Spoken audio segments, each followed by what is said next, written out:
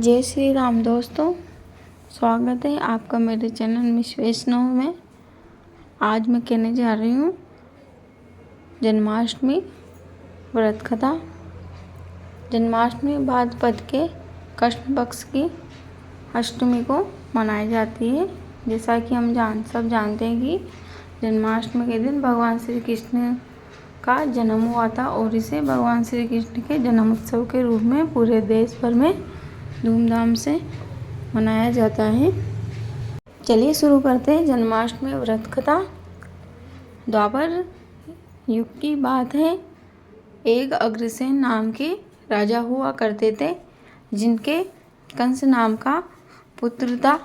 कंस बहुत ही अत्याचारी था। उसने अग्रसेन जी से राजगद्दी पे बैठने के लिए कहा, लेकिन अग्रसेन जी ने उसे मना कर दिया, क्योंकि वो जानते थे कि उनका बेटा कंस बहुत अत्याचारी है और वो प्रजा पर अत्याचार करेगा। लेकिन कंस ने अग्रसेन जी को गद्दी से उतार दिया और बेड़ियों में बांधकर कारागार में डाल दिया। कंस के देवकी नाम की बहन थी। कंस ने देवकी का विवाह अपने सेनापति वसुदेव के साथ किया। विवाह संपूर्ण होने के बाद देवकी को वासुदेव जी के साथ विदा कर ही रहे थे कि आकाशवाणी हुई कि हे कंस, तुम्हारी बहन के गर्भ से जन्मे 8वीं संतान तुम्हारी मृत्यु का कारण बनेगी। ऐसा सुनकर कंस के होश उड़ गए और उसने अपनी बहन देवकी और जवाई वसुदेव को कारागार में डाल दिया। देवकी ने बहुत याचना की कि भैया आप हमें कारागार में न डालें, अभी अभी तो हमारा विवाह संपन्न हुआ है, आप हमारे साथ ऐसा ना करें।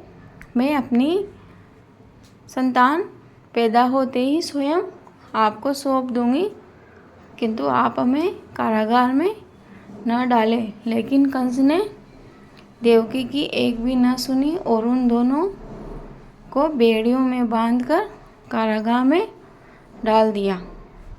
कुछ समय बीता और देवकी के गर्भ से पहले बच्चे का जन्म हुआ।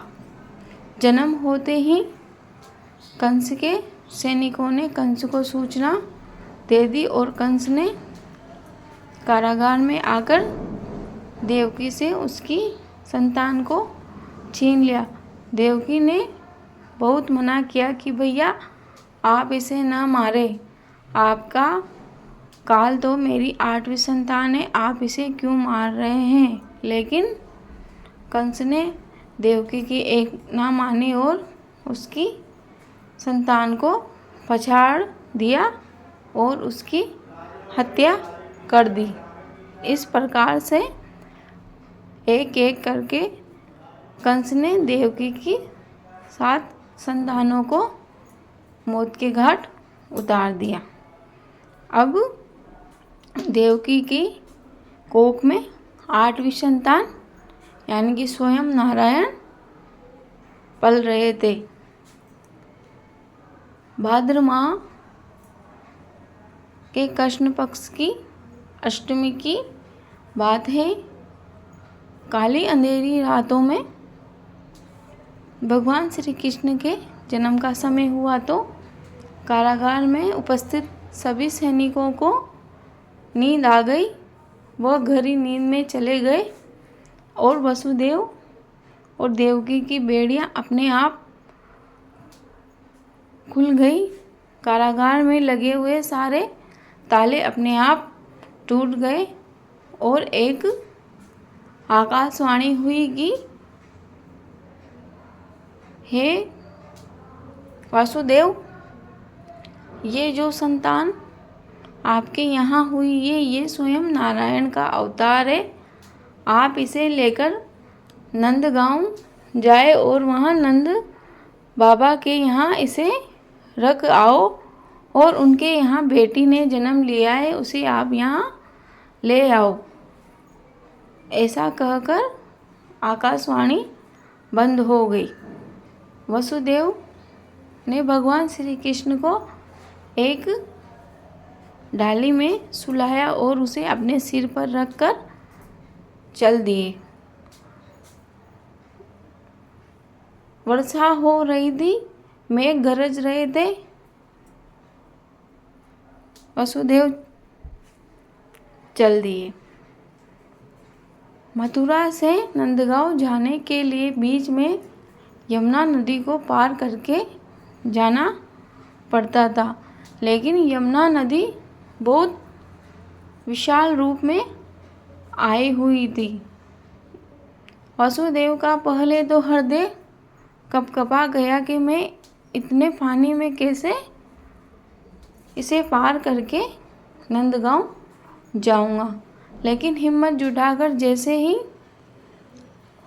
वसुदेव जी ने यमुना में पैर रखा, यमुना और उफान पर आ गई, क्योंकि यमुना नदी को मालूम था कि यह स्वयं भगवान नारायण है। वह भगवान नारायण के चरण छूना चाहती थी, इसलिए वह बहुत उफान पर आ रही थी। भगवान श्री कृष्ण ने अपनी लीला रचते हुए अपने चरणों को डाली से नीचे कर दिया और यमुना नदी ने झट से उनके पैरों को छू लिया। जैसे ही यमुना नदी ने भगवान नारायण के पैरों को छुआ, वह उतर गई और वासुदेव जी आराम से भगवान श्री कृष्णा जी को लेकर नंद बाबा के घर पहुँचे। वहाँ पर भी सभी को गहरी नींद आई हुई थी।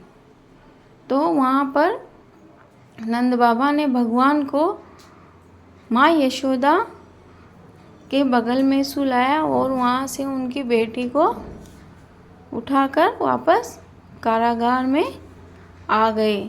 जैसे ही वसुदेव जी कारागार में आकर पहुँचे, उनके गले और हाथ पैरों में अपने आप बेड़ियाँ बंध गई। सारे कारावास के ताले वापस लग गए। सारे सैनिकों की निद्रा खुल गई और हल्ला मच गया कि देवकी की 8वीं संतान ने जन्म ले लिया। देवकी की 8वीं संतान ने जन्म ले लिया। यह सूचना तुरंत कंस के पास पहुंचाई गई। कंस भागा भागा आया और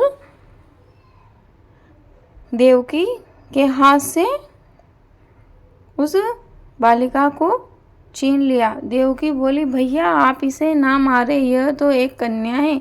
आप इसे ना मारे, यह तो एक कन्या है। ऐसा सुनकर कंस जोर जोर से हंसने लगा कि भगवान भी मेरे से डर गए। उन्होंने तो कहा था कि 8वीं संतान पुत्र होगा और वो तेरा काल बनेगा, लेकिन यह क्या, यह तो कन्या हुई है। ऐसा कहकर कंस उसे पछाड़ने ही वाला था कि वह कन्या हाथ से छूटकर गायब हो गई और आकाशवाणी हुई, अरे मूर्ख, तुझे मारने वाला तो पैदा हो चुका है और नंद बाबा के यहाँ पहुँच गया है। तू बस अब प्रतीक्षा कर, बहुत जल्द वह तेरा वध करेगा। उधर नंद बाबा के यहाँ भी हल्ला मच गया कि नंद बाबा के यहाँ पुत्र पैदा हुआ है, पुत्र पैदा हुआ है।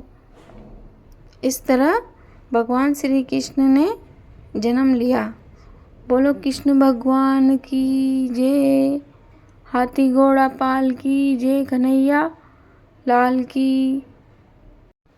कंस ने भगवान श्री कृष्ण को मारने के लिए कई राक्षसों को भेजा, लेकिन भगवान श्री कृष्ण ने लीलाएं करते हुए सबका वध कर दिया और उन्होंने नंदगांव में अनेक बाल लीलाएं की और एक समय पर आकर उन्होंने कंस का वध किया और मथुरा की जनता को सभी अत्याचारों से मुक्त करवाया।